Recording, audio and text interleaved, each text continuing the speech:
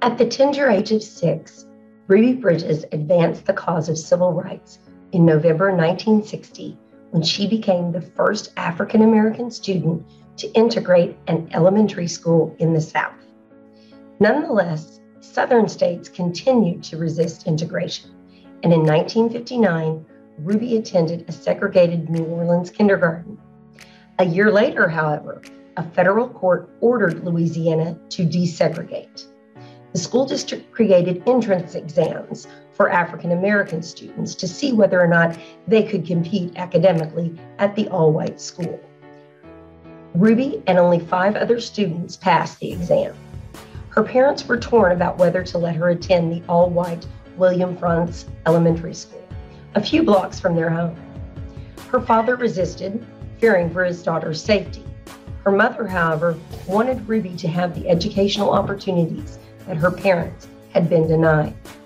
Meanwhile, the school district dragged its feet, delaying her admittance until November 14th. 2 of the other students decided not to leave their school at all.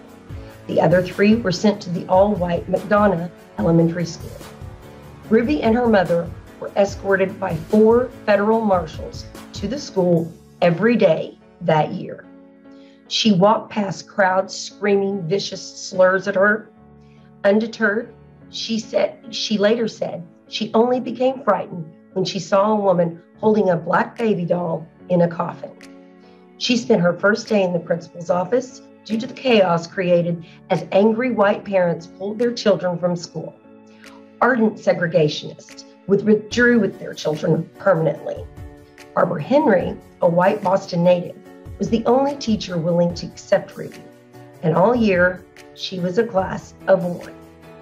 Ruby ate lunch alone and sometimes played with her teacher at recess, but she never missed a day of school that year.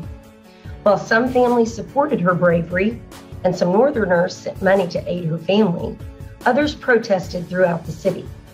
The Bridges family suffered for their courage. Her father lost his job, and grocery stores refused to sell to her mother. Her sharecropping grandparents were evicted from the farm where they had lived for over a quarter of a century. Over time, other African American students enrolled.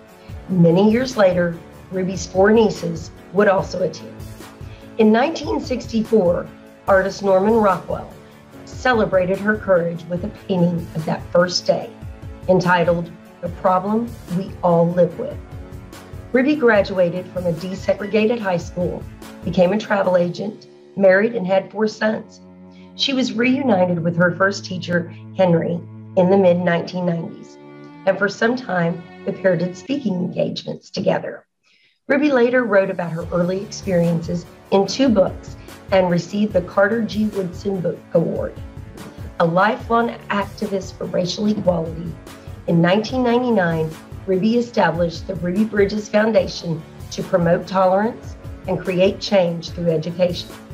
In 2000, she was made an honorary deputy marshal in a ceremony in Washington, D.C. Thank you, Ruby Bridges.